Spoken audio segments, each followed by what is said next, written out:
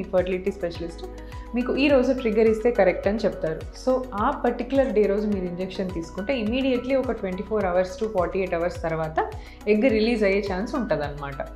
So egg release అయింది confirm చేసుకొని మీకు ఫర్టైల్ పీరియడ్ క్యాల్కులేట్ చేసి మీకు చెప్పేసి పంపిస్తారు.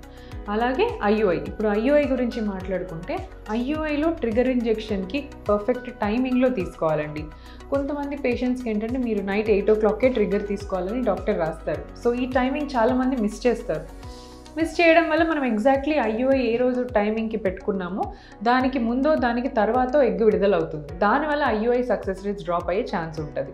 సో దీనికి కాంప్లయన్స్ ఉండడం చాలా ఇంపార్టెంట్. డాక్టర్ ఏ టైంకి మీరు స్పెసిఫిక్గా చెప్తారో ఎస్పెషలీ IUI ప్లాన్ చేసుకునే వాళ్ళకి పర్ఫెక్ట్గా ఆల్మోస్ట్ అదే టైం, ఒక 5 to 10 minutes అటు ఇటు అయినా పర్వాలేదండి.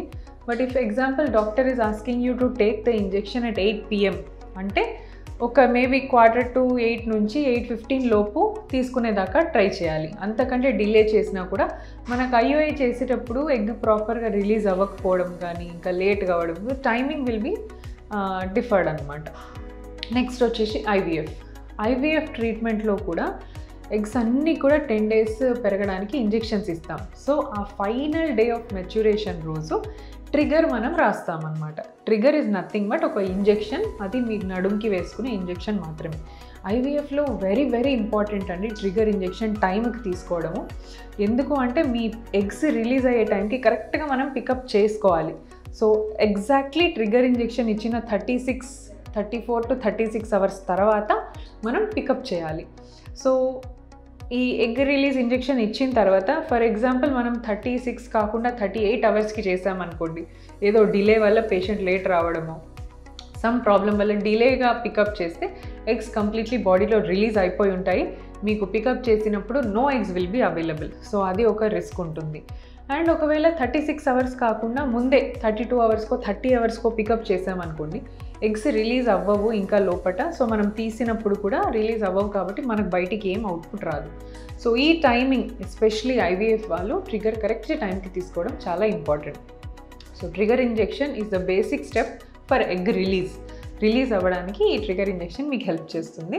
సో ఏ రకమైన ట్రీట్మెంట్ తీసుకున్నా కూడా ట్రిగ్గర్ ఇంజెక్షన్కి there is a value. So మీకు ఎప్పుడైనా ఫాలికల్ రప్చర్ అవ్వట్లేదు అని ఏదైనా ఉంటే కనుక మీ ఫర్టిలిటీ డాక్టర్ని ట్రిగ్గర్ ఇంజెక్షన్ గురించి కనుక్కోండి. కొన్నిసార్లు ఏమవుతుందంటే ట్రిగ్గర్ ఇంజెక్షన్ తీసుకున్నా కూడా కొంతమందికి రప్చర్ అవ్వదు. మరి అప్పుడు ఎలా? ట్రిగ్గర్ తీసుకుంటే రప్చర్ ఖచ్చితంగా అవ్వాలి కదా అంటే there is definitely a problem with egg క్వాలిటీలో ఏమైనా ఇష్యూ ఉండొచ్చు. కొంచెం PCOD ఉన్నవాళ్ళు, ఎండోమెట్రియోసిస్ పేషెంట్స్ లేదా బాగా ఎల్డర్లీ కపుల్, ఇట్లాంటి వాళ్ళలో ఎగ్ రిలీజ్ అవ్వడంలో కొంచెం డిఫికల్టీ ఉంటుంది. సో వీళ్ళకి ఏంటంటే వేరే ఇంజెక్షన్ ఆర్ రికాంబినెంట్ ఇంజెక్షన్ అట్లా ట్రై చేస్తారు.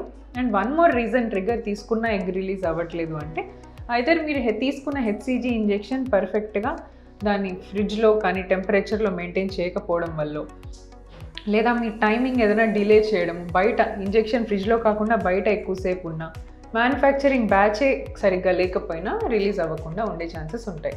సో ట్రిగ్గర్ గురించి I hope I have cleared most of your doubts. Thank you.